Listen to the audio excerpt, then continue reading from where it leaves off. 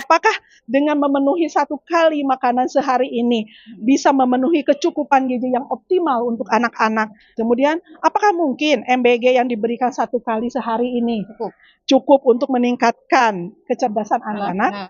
Pada kenyataannya itu tidak bisa. Nggak cukup. Kalau kita dari komunitas Ibu Hebat itu, kalau ada suatu fakta yang akan kita bahas, pasti akan kita sandarkan kepada kacamata Islam. Jadi dalam pandangan Islam, program MBG ini dianjurkan jika sesuai dengan prinsip dasar makanan halal. Jadi makanannya harus halal.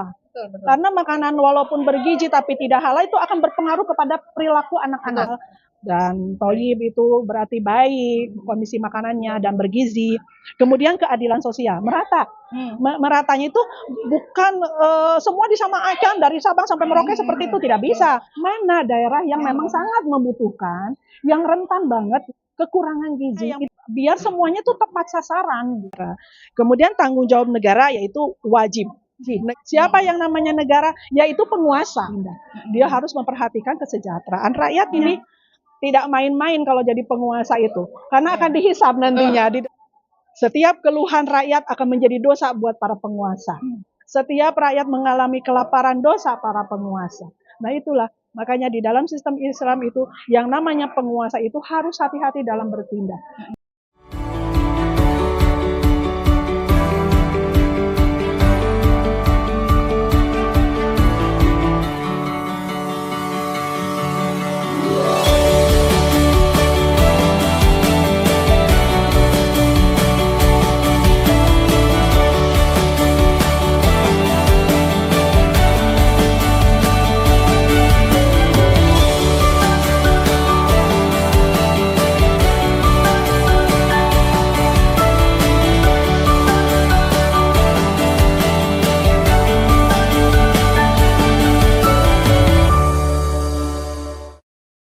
Assalamualaikum warahmatullahi wabarakatuh. Waalaikumsalam warahmatullahi wabarakatuh.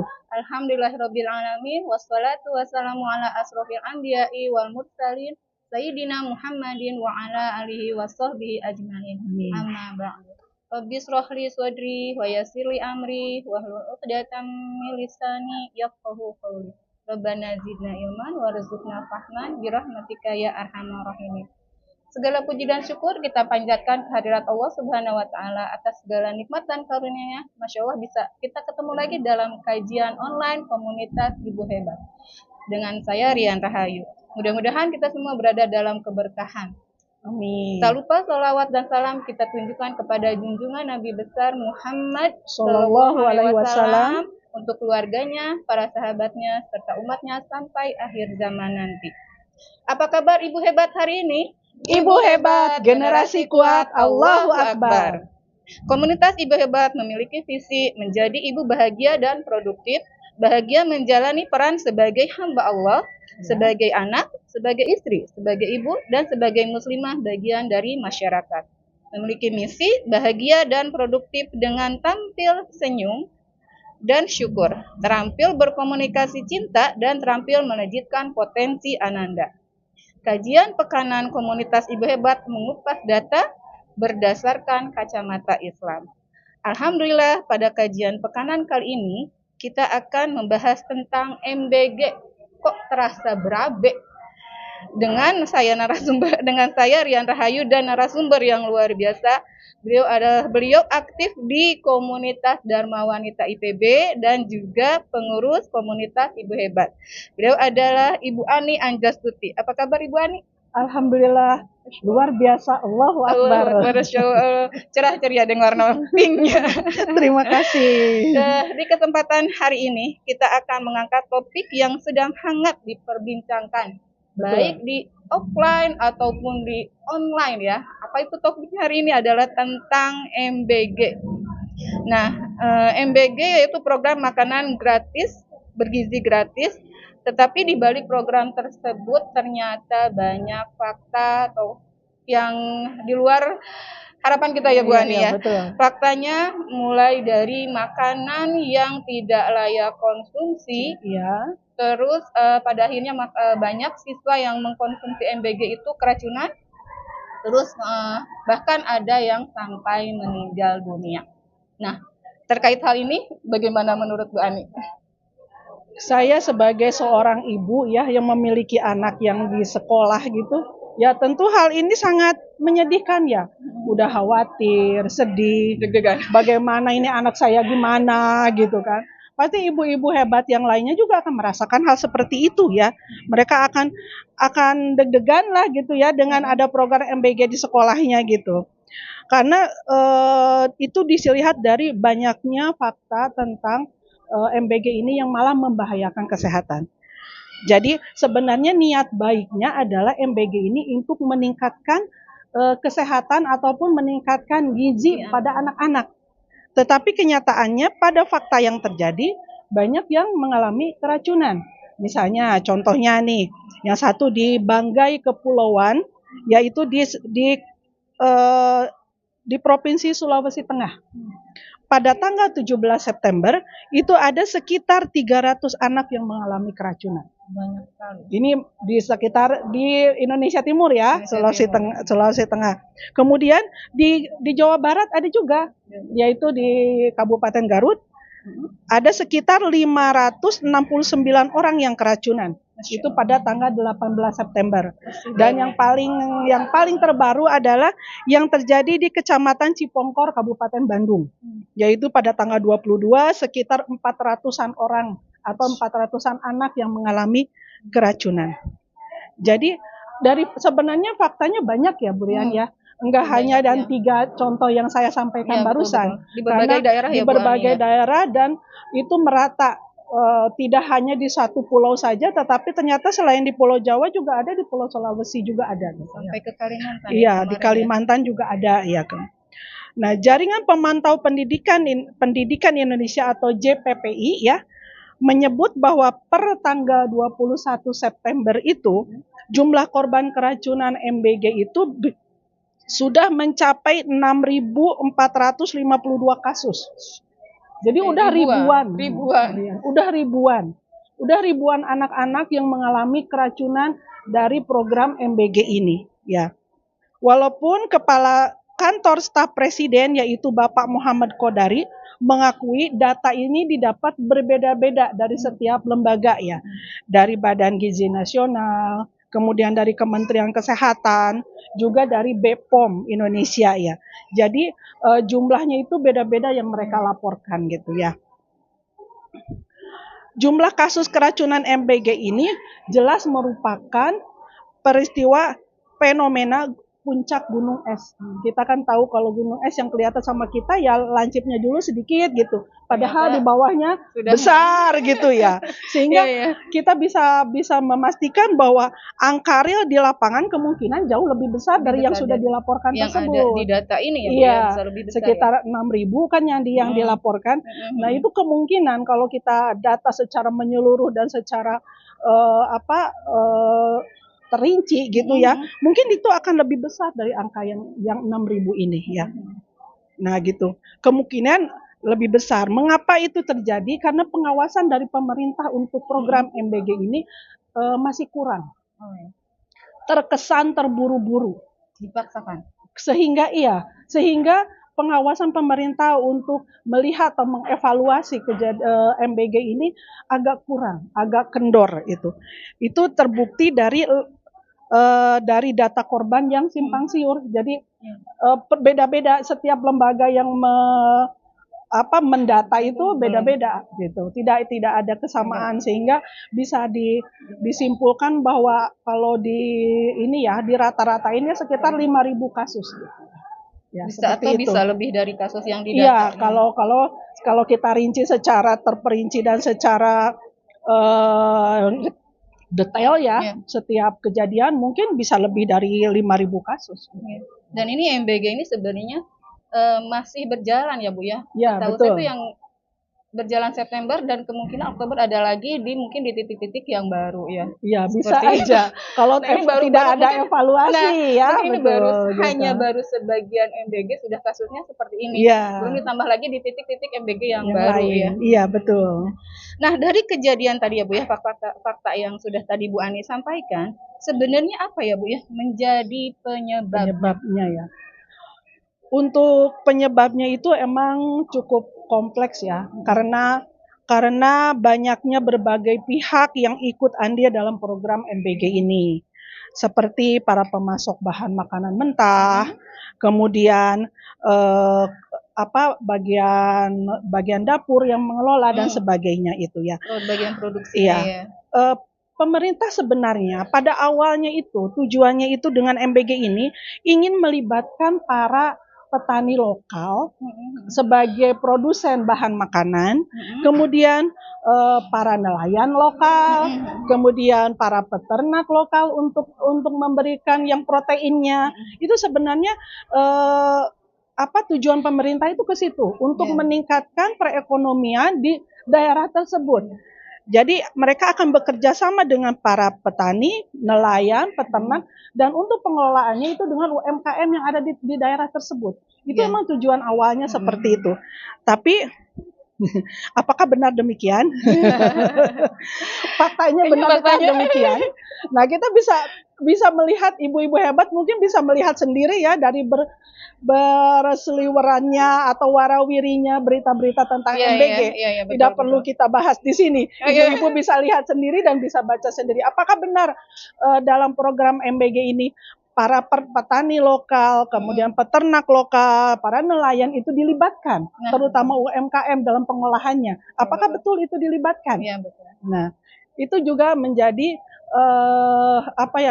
menjadi PR ya, jadi PR dari para pemerintah bahwa emang apakah benar seperti itu terjadi kejadiannya gitu ya.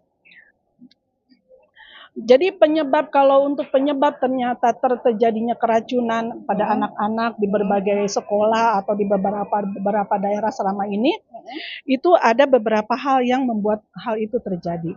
Yang pertama dapur ya. Dapur yang menyiapkan makanan itu banyak yang belum memenuhi kehigienisan atau kebersihan ya maksudnya yang sudah ditetapkan gitu ya.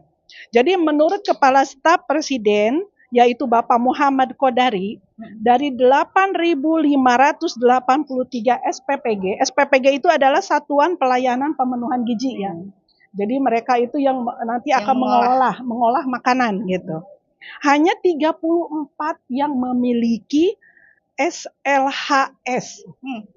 SLHS itu apa? Sertifikasi laik higienis dan sanitasi. Coba bayangkan, dari 8.000 hanya 34 biji. Sisanya itu bagaimana? Sampai mereka mengurus SLHS ini. Kebanyakan alasannya lagi OTW gitu. Jadi prosesnya lagi OTW gitu, untuk mendapatkan SLHS ini. Tapi itu kan nggak bisa kita jadikan patokan. Lagi OTW berarti ya udah dipakai aja gitu ininya. SPPG-nya ya udah dikerjain aja. Itu sebenarnya kan nggak bisa. Harusnya harus memegang lisensi tersebut, surat itu, baru bisa melakukan produksi gitu, pengolahan makanan untuk anak-anak. Tidak bisa dengan alasan masih OTW dalam proses, tidak bisa juga. Itu tidak bisa dibenarkan juga. Dan yang ini terlihat keterburu-buruannya pemerintah dalam mengelola program MBG itu sehingga tidak dipersiapkan dulu gitu ya.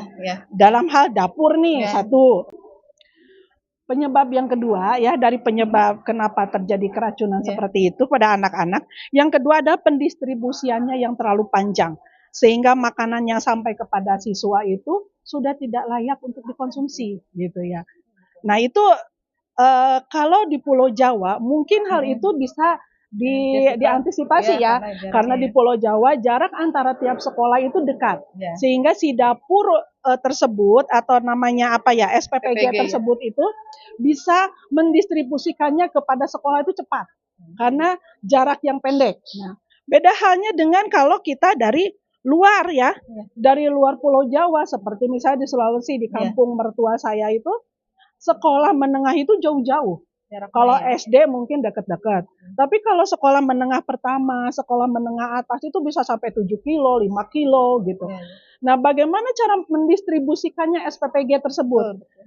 Jadi harus dikasih mobil yang bisa menjaga suhu makanan. Gitu. Nggak bisa dengan mobil seperti biasa langsung distribusikan. Itu di dalam perjalanan akan mengalami perubahan suhu di dalam makanan sehingga rusak makanannya nanti nyampe di anak-anak gitu. Jadi harus disediakan kendaraan yang memiliki khusus ya, suhu khusus yang bisa menjaga makanan itu tetap hangat sampai kepada anak-anak. Dan itu jadi PR pemerintah juga ya. Nah, untuk menyediakan kendaraan tersebut gitu. Iya. Juga jadi perhatian ya. Jadi perlu diperhatian dalam pendistribusian. Betul. Yang ketiga, bahan makanan mentahnya. Jadi bahan makanan mentahnya yang akan dikelola itu ada juga yang tidak segar. Atau sudah berhari-hari gitu. Misalnya tempe, ya udah berapa hari nih, tapi ya udah kita olah aja, dikasih bumbu nanti hilang gitu baunya.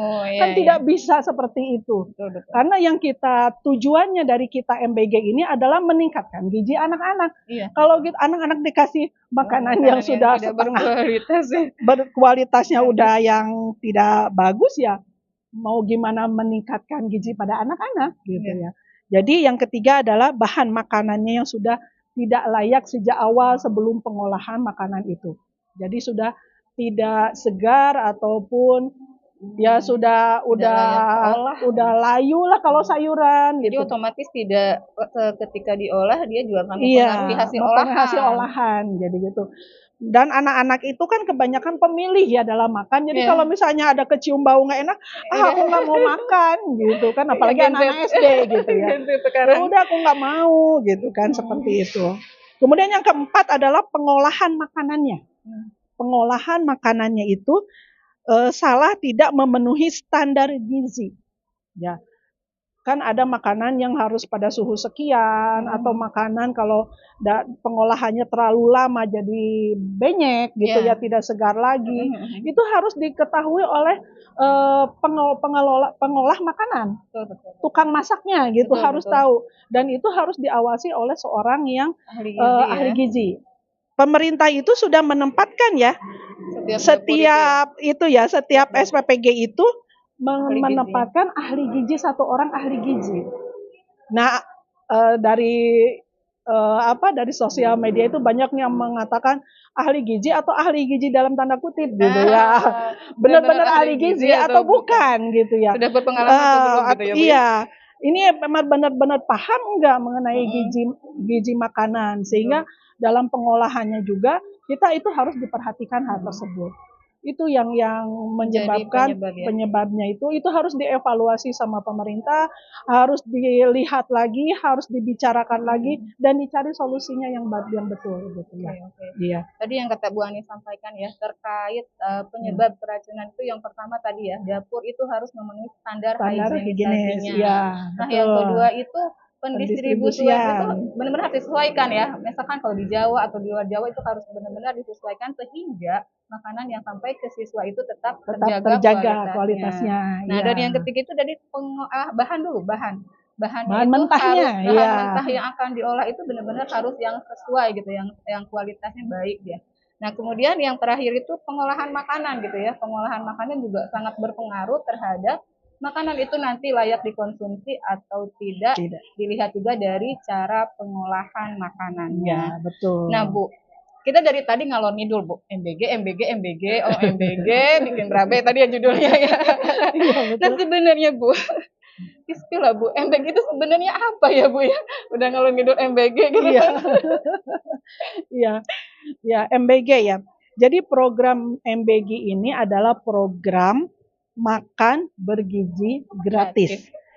Jadi ini adalah sebuah program dari pemerintah yang tujuannya itu sangat baik banget ya.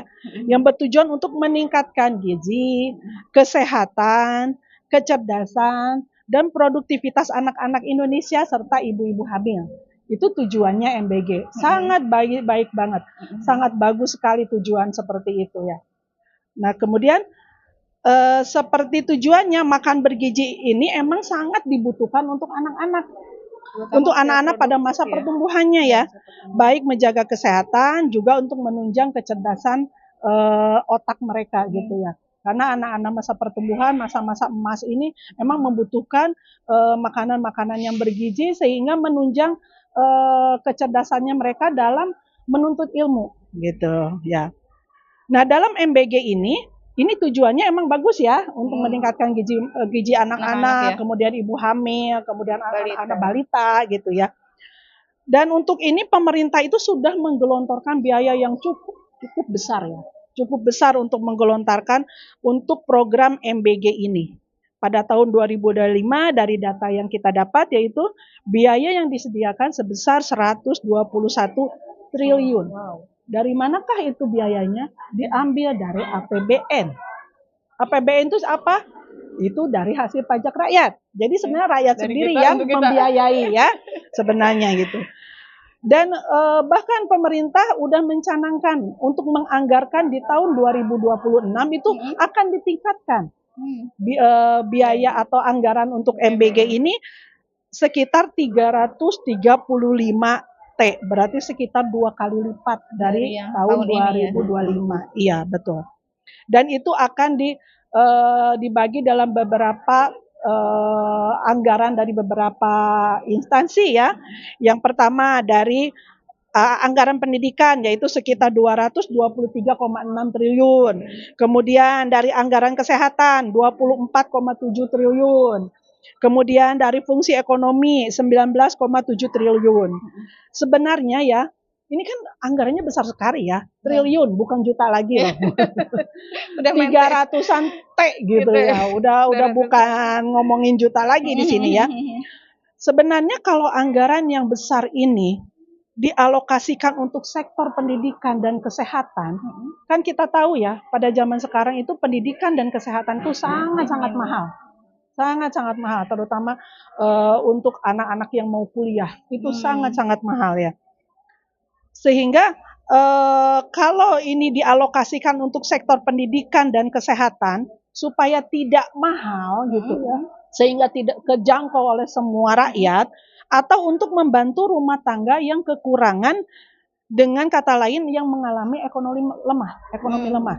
Jadi kalau anggaran besar ini kita tujukan kepada sasaran yang tepat gitu ya, yaitu untuk kesehatan, pendidikan, untuk membantu rumah tangga yang berekonomi lemah sehingga daya beli masyarakat itu meningkat gitu ya, atau menguatkan pembangunan di sektor strategis lainnya.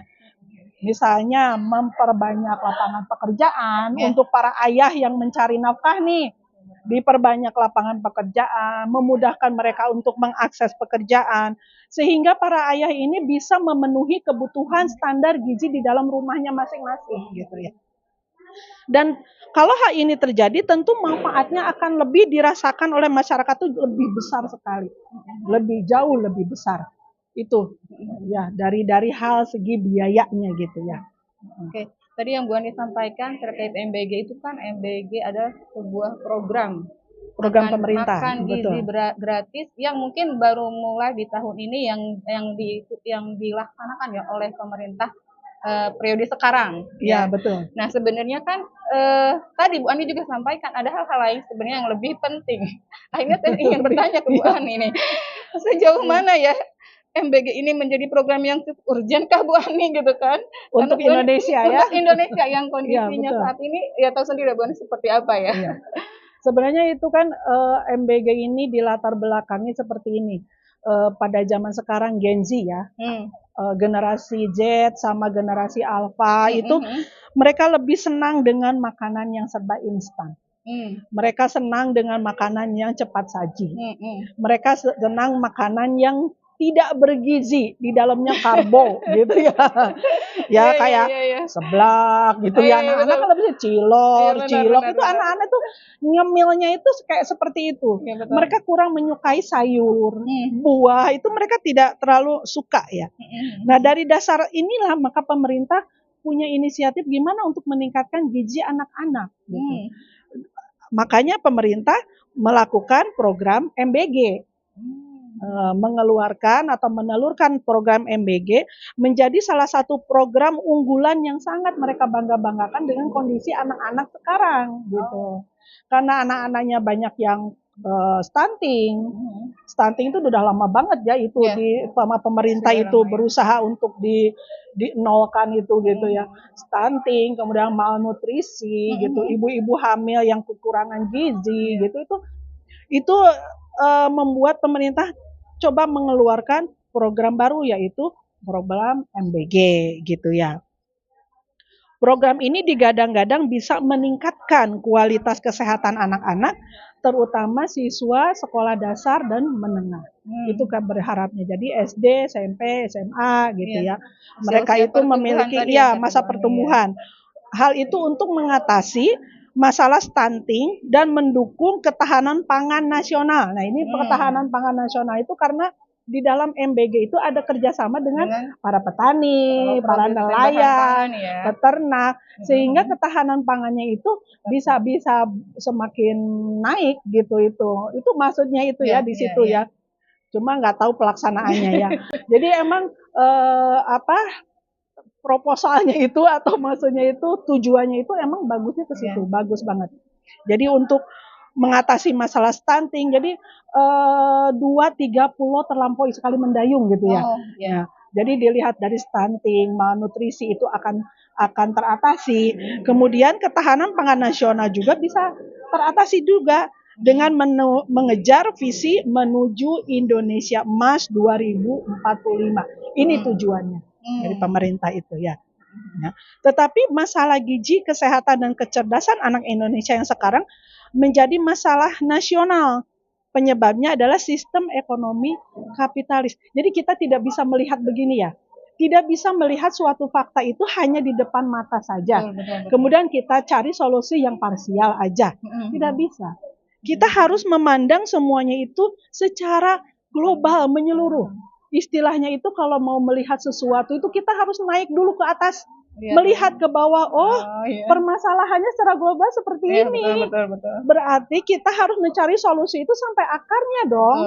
Nggak bisa secara parsial ini diatasi, nanti timbul yang ini. Diatasi, timbul yang ini. Nggak bisa seperti itu kalau secara nasional. Nggak bisa gitu. Kalau secara nasional yang dibicarakan adalah negara, berarti dilihatnya itu harus secara global seluruhnya dan harus dari akarnya. Dan kenapa hal ini terjadi pada kita? Karena kita sekarang hidup dalam sistem ekonomi kapitalis. Apa sih sistem ekonomi kapitalis? Ya karena di situ adalah kepentingan individu sangat diutamakan. Kemudian mereka mencari keuntungan sebesar-besarnya tanpa memandang kepedulian kepada orang lain. Terus memakai cara apapun yang penting dapat keuntungan.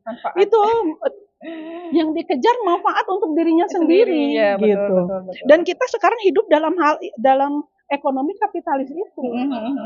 Sehingga yang menyebabkan banyak para ayah yang seharusnya mereka adalah pejuang nafkah itu tidak memiliki penghasilan. Tidak bisa mencari nafkah untuk kebutuhan keluarganya. Kita bisa lihat kan banyak pengangguran, banyak yang di PHK gitu karena banyak perusahaan-perusahaan itu mengganti dengan robot-robot gitu sehingga mereka yang tidak memiliki keahlian, tidak memiliki skill yang sangat unik itu mereka akhirnya tidak punya pekerjaan dikeluarkan. Dan inilah banyak para ayah yang tidak memiliki pekerjaan yang layak sehingga mereka tidak bisa mengakses makanan bergizi dan pendidikan yang layak karena kemiskinan. Itu seharusnya mereka itu bisa memberikan gizi yang baik untuk anak-anaknya di rumah. Tetapi karena kondisi dan kita hidup dalam sistem ekonomi kapitalis, sehingga siapa yang lebih kuat itu yang lebih kuat, siapa yang semakin miskin gitu kita itu. Dan negara hanya sebagai perantara aja, tidak berperan penting di dalam hal ini.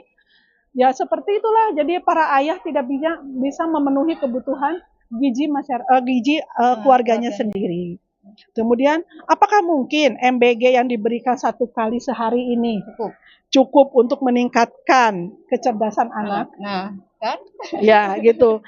Apakah dengan memenuhi 1 kali makanan sehari ini bisa memenuhi kecukupan gizi yang optimal untuk anak-anak, untuk meningkatkan kecerdasan anak-anak? Pada kenyataannya itu tidak bisa. Iya, betul. Tidak bisa, ya. Nggak cukup. Karena untuk mencerdaskan sebuah generasi itu, manusia itu harus kalau berpikir itu harus memiliki 4 komponen yang membuat manusia itu bisa berpikir cerdas atau mustanir ya kalau dalam istilah kita. Sehingga yang 4 itu apa aja? Yaitu otak, panca indera, fakta yang terindra yang kita lihat. Kemudian maklumat sabiko atau informasi sebelumnya yang ada di otak kita masing-masing. Itu. Memang untuk makanan bergizi itu untuk otak dan alat indera itu sangat penting. Makanan yang bergizi itu. Sehingga otaknya semakin sehat, panca inderanya bisa berfungsi dengan baik karena kita memakan makanan yang bergizi. Itu memang menunjang ya, sangat menunjang gitu. Tetapi untuk 2 komponen lainnya, yaitu fakta yang terindra dengan informasi yang kita miliki di dalam otak kita. Itu tidak bisa dengan makanan bergizi. Harus ada hal lain yang dilakukan oleh pemerintah sehingga komponen berpikir itu bisa sempurna daripada anak-anak gitu ya. Jadi anak-anak nggak bisa hanya dijajalin dengan makanan bergizi doang agar mereka bisa cerdas. Karena untuk berpikir memiliki 4 komponen tersebut gitu ya. Ya tadi jadi tanpa dibarengin dengan kekuatan. Jadi walaupun misalnya otaknya cerdas, terusan inderanya juga baik karena makanan bergizinya baik, itu tetap tidak akan memiliki tidak akan maksimal, tidak akan menciptakan generasi emas. Kalau tidak dibarengi dengan fakta yang terindra, dia bisa menganalisa fakta yang terindra tersebut dengan maklumat sabiko atau informasi sebelumnya yang ada di otaknya dia gitu. Jadi dilihat dari penjelasan tadi, menurut kami sebagai ibu-ibu hebat nih ya, MBG itu bukanlah solusi untuk masalah gizi anak-anak demi kecerdasan, produktivitas baik pada anak-anak ataupun kepada ibu hamil. Ya. Berarti ketika saya tadi terkait urgennya gitu ya, berarti MBG itu bukan sesuatu hal yang bukan satu-satunya gitu. Yang urgen. Ternyata tadi yang sudah disampaikan Bu Ani juga terkait ekonomi juga sangat penting ya. Iya, betul. Bagaimana seorang ayah bisa bekerja mendapatkan penghasilan sehingga makanan di rumah pun mereka bisa sediakan dan yang bisa bergizi, iya. Jadi tidak hanya makan bergizi di sekolah, tapi di rumah juga tetap bergizi. Percuma kan kalau di sekolah bergizi, pulang ke rumah makan cilok lagi gitu, makan cilor lagi sama aja. Iya betul.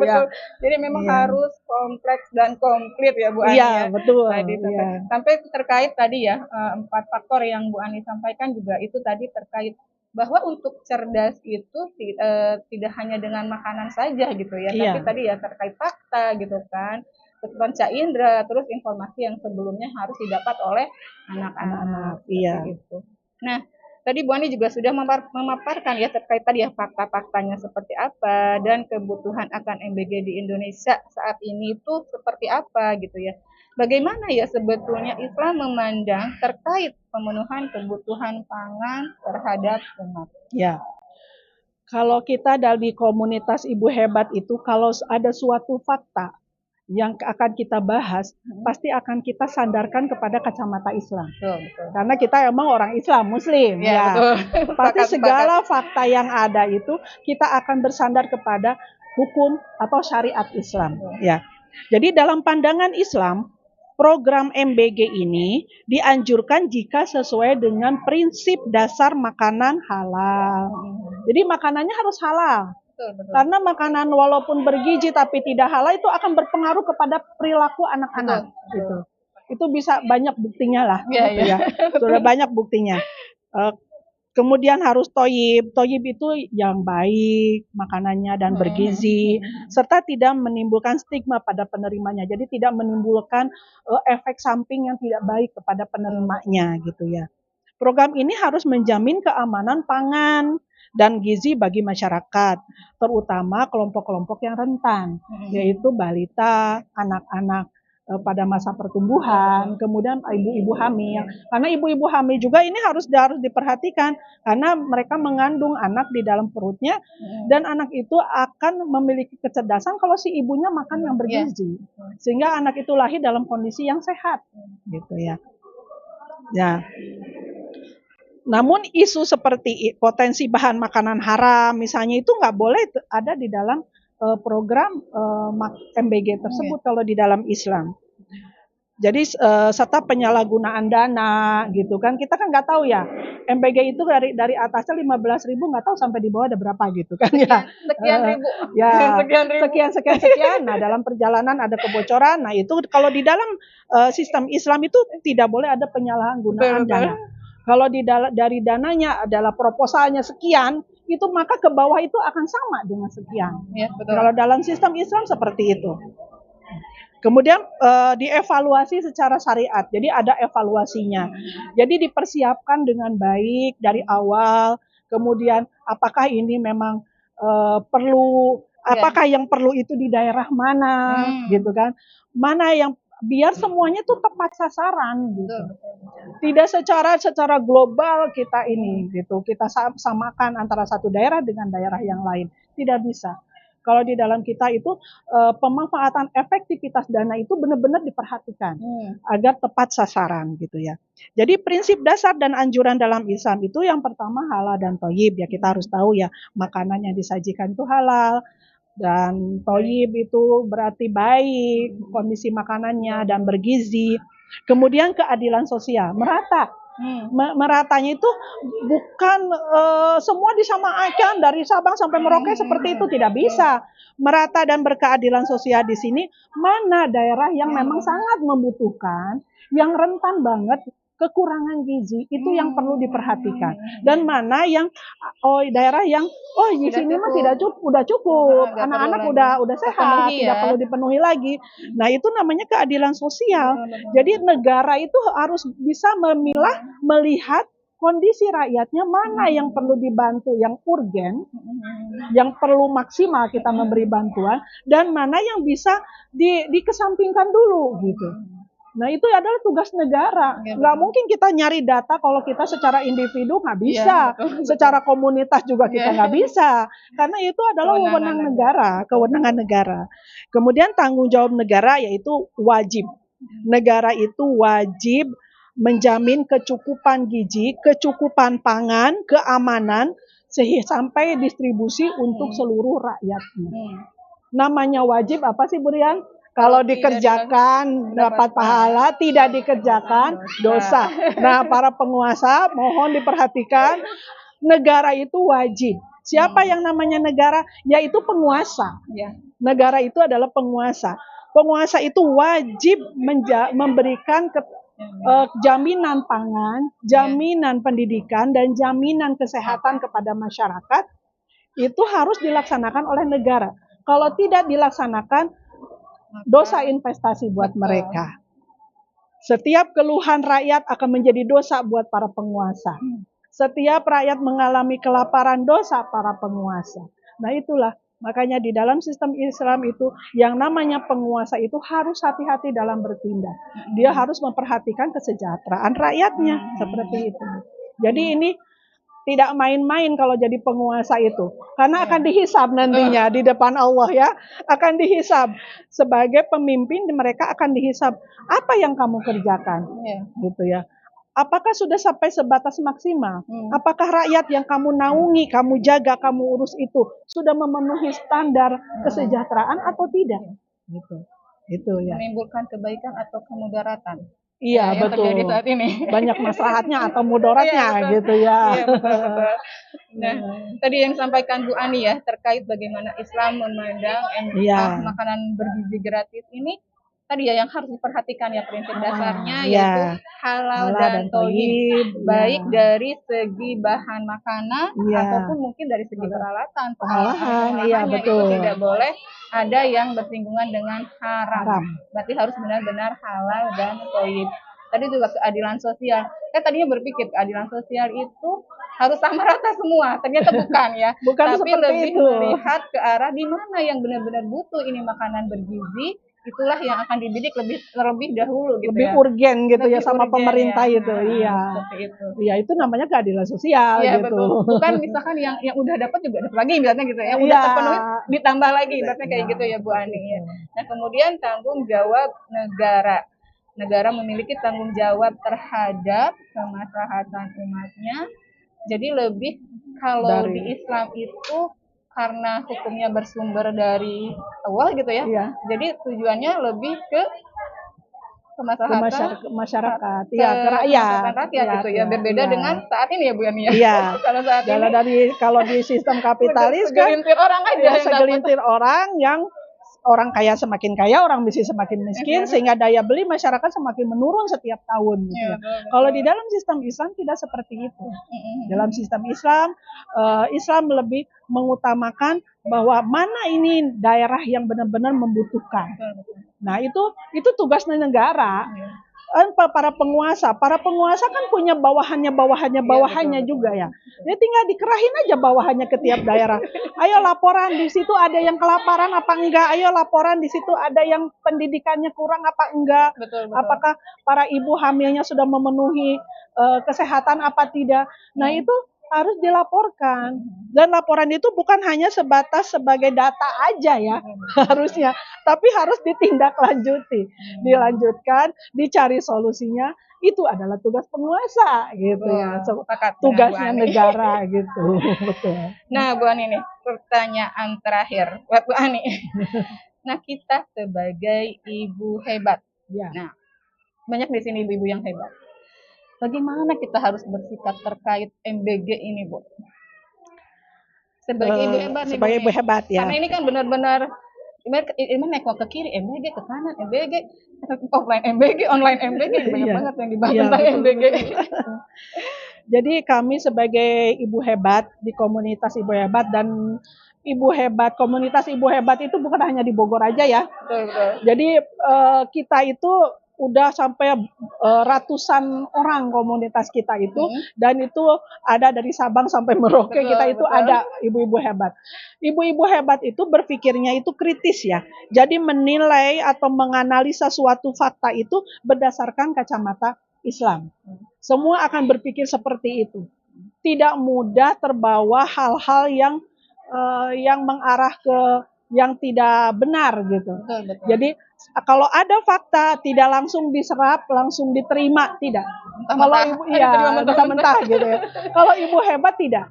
Mereka akan menyaring, akan melihat, akan menganalisa, dan dikembalikan, disandarkan kepada hukum Islam, kepada hukum syariat Islam.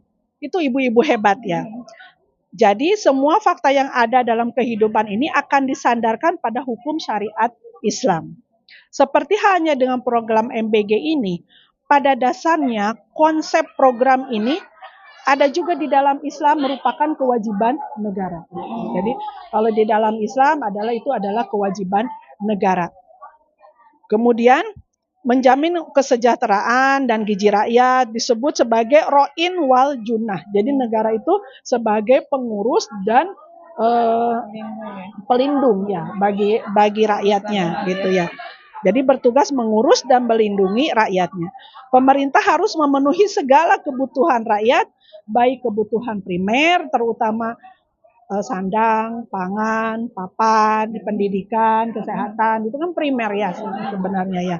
Dan juga negara harus membuat bahwa rakyat itu merasa aman, tentram, adil, sehingga rakyat melaksanakan kewajiban sebagai muslim dan bisa beramal ma'ruf nahi mungkar itu bisa dilaksanakan.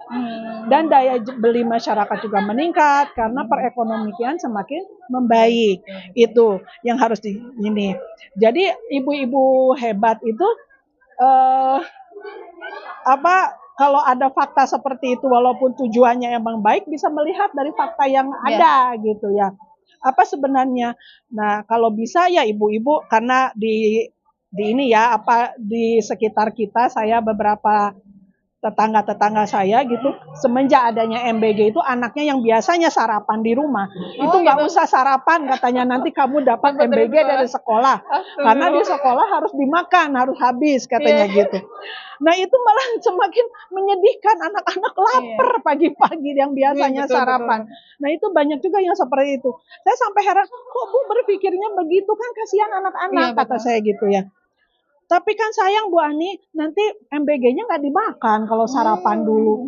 Ya Allah. Nah itu, nah untuk ibu-ibu hebat jangan ya, jangan sampai berpikir seperti itu ya Bu ya. Kalau bahasa kita Tetap aja, iya, tetap aja lakukan aja seperti biasa, memberikan makanan bergizi pada saat pagi kepada anak-anak. Kita tetap aja melakukan hal itu. Jangan aja mumpung ada makanan gratis gitu pada siang hari, anak-anak jadinya nggak sarapan. Nah itu nggak bisa ya. Jadi untuk ibu-ibu hebat, mudah-mudahan hal itu tidak terjadi ya. Berpikirlah kritis kita itu ya, berpikirlah cerdas gitu. Nah, konsep MBG dalam ajaran Islam itu berdasarkan perintah Al-Quran dan ajaran Nabi Muhammad yang menekankan kewajiban orang tua memberikan makanan halal dan bergizi serta mendorong adanya kebijakan pemerintah. Seperti halnya contohnya itu terjadi pada masa zaman pada saat kekhalifahan Utsmani. Pada kekhalifahan Utsmani itu ada juga daerah-daerah yang memiliki gizi buruk, kita misalnya maka negara mendirikanlah dapur-dapur umum untuk meningkatkan gizi masyarakat di tempat tersebut. Kemudian contoh lain pada masa pemerintahan Umar bin Abdul Aziz, untuk memastikan anak-anak itu tidak ada yang kelaparan, tidak ada yang malnutrisi, tidak ada yang kekurangan gizi. Jadi negara itu memantau semua daerah, memantau setiap daerah kekuasaan negara itu, apakah anak-anak itu udah terpenuhi gizinya atau tidak. Itu masa pemerintahan Islam itu dari awal sampai pemerintahan Islam di Turki Utsmani itu sangat diperhatikan oleh negara. Sehingga karena tahu bahwa anak-anak ini adalah generasi penerus. Betul. Jadi harus diperhatikan dengan dengan benar-benar, dengan serius gitu ya. Tidak hanya dipakai uji coba aja gitu. Jadi yang MBG di dalam Islam ini adalah merupakan kewajiban negara. Islam mewajibkan negara memastikan kesehatan, ini balik lagi ya sebagai kesimpulan ya. Islam mewajibkan negara memastikan kemaslahatan umum, pemenuhan gizi generasi, serta tanggung jawab pemimpin sebagai ro'in wal junah. Dia juga meningkatkan lapangan pekerjaan, menambah lapangan pekerjaan untuk para ayah dalam mencari nafkah, sehingga perekonomian rakyat itu akan meningkat. Nah, kalau perekonomian meningkat, daya beli masyarakat meningkat, tentu si ayah akan memberikan makanan yang bergizi kepada anak-anaknya di rumah gitu ya. Kemudian kalau terjadi adanya dapur umum atau pemberian makanan bergizi kepada suatu daerah, itu pendanaannya dari Baitul Mal. Ya, bukan dari pajak rakyat. Tetapi dari Baitul Mal. Baitul Mal itu dari mana? Itu negara mengelola kekayaan daerah atau kekayaan negara. Nah, pengelolaan kekayaan negara itu adalah nanti yang akan dikembalikan lagi kepada rakyat dalam bentuk apa? Dalam bentuk meningkatkan perekonomian, dalam menciptakan lapangan pekerjaan, memberikan makanan bergizi gitu. Itu salah satunya makanan bergizi itu termasuk dari Baitul Mal gitu kan. Nah, Baitul Mal itu selain dari itu juga dari kharaj. Kharaj itu pajak dari negara-negara yang bukan non muslim tetapi berada di bawah naungan negara Islam, dan kekayaan umum yang dikelola oleh negara seperti barang tambang ya, kemudian hutan, kemudian laut, itu semua tidak boleh dikuasai oleh individu. Kalau di kapitalis kan dikuasai oleh individu, ya. Mereka diperbolehkan mengelola hutan, diperbolehkan mengelola laut aja sekarang dipagerin gitu kan. Tambang tuh. Nah, tambang juga dikelola oleh individu gitu.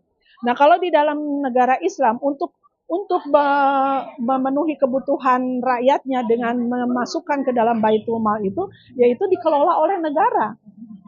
Kekayaan alamnya, segala macam yang ada dimiliki oleh negara tersebut secara optimal itu dikelola oleh negara, kemudian dimasukkan ke Baitul Mal, nanti Baitul Mal akan mendistribusikannya ke daerah-daerah yang emang sangat membutuhkan gitu ya.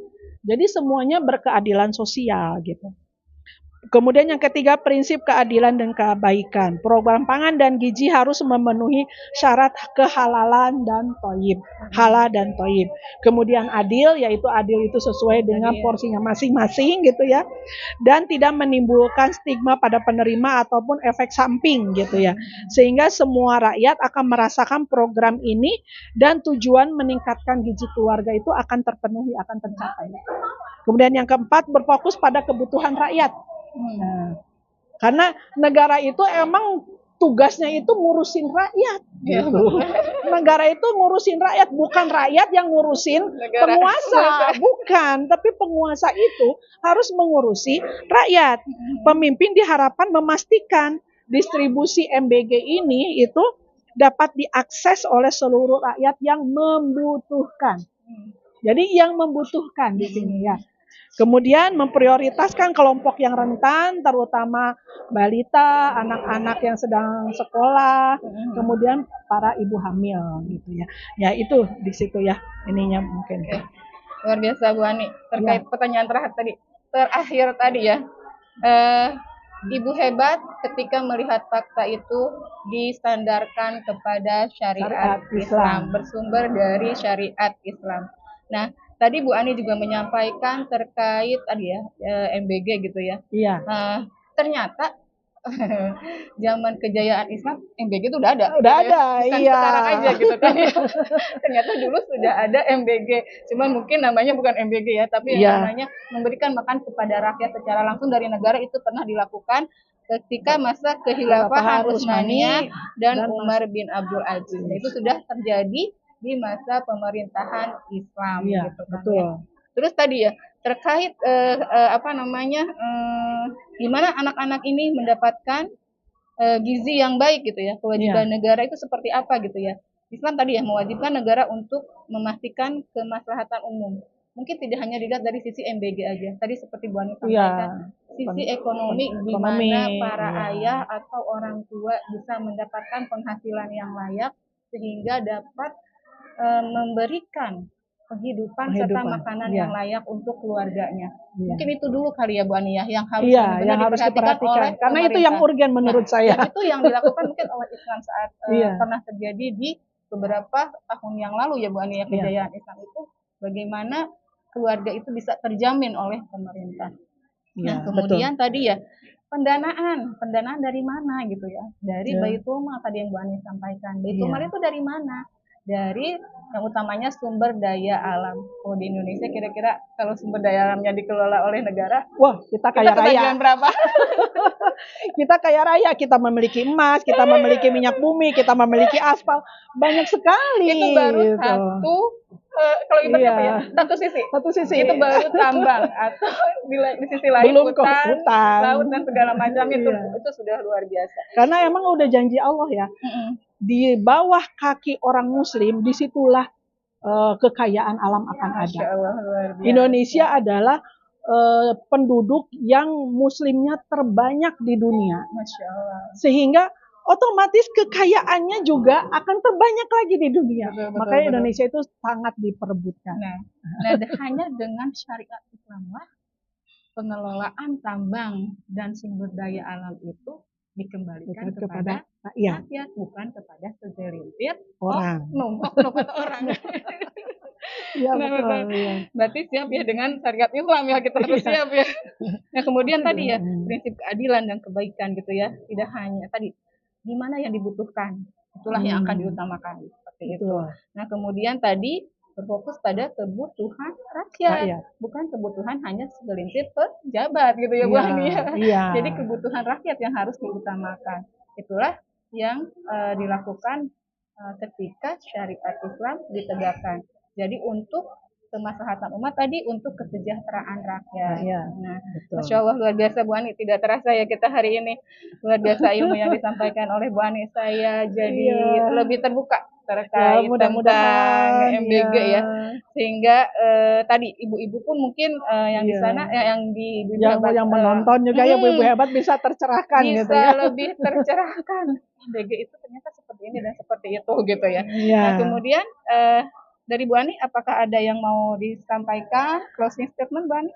Ya, jadi sebagus apapun program pemerintah untuk rakyat, ya, yang kita analisa nih dari setiap tahun dari dulu semenjak kita merdeka gitu ya, program apapun yang dilancarkan oleh negara atau pemerintah untuk rakyat, tetapi kalau dijalankannya di dalam sistem selain sistem Islam, itu tidak akan memberikan kemaslahatan. Malah banyak mudorotnya. Itu tidak hasil analisa sekarang aja ya. Karena ini bertahun-tahun selama kita merdeka. Setiap ada program untuk yang pro rakyat itu hasilnya itu jong. Gitu ya. Hasilnya jong. Karena diterapkan di dalam sistem yang bukan sistem Islam. Jadi tidak menggunakan syariat. Itu biasanya manusia, ya? Biasanya sih bertahan berapa tahun dan hilang gitu. Nah, kita lihat saja ya. Kemudian hanya sistem Islamlah satu-satunya yang sistem Islam ini maksudnya adalah menerapkan syariat hukum Islam secara kafah yang bisa mensejahterakan rakyat baik di dunia maupun untuk kehidupan yang abadi di akhirat. Semoga itu bisa menjadi pertimbangan kepada ibu-ibu hebat. Oh iya betul, ternyata dengan menerapkan syariat di dalam kehidupan itu lebih baik. Bukan lebih baik ya. Kalau lebih baik berarti ada yang baik ya. Jadi itu adalah yang baik. Yang baik. Gitu ya, yang baik. Sistem yang baik. Dibandingkan dengan sistem yang ada saat ini.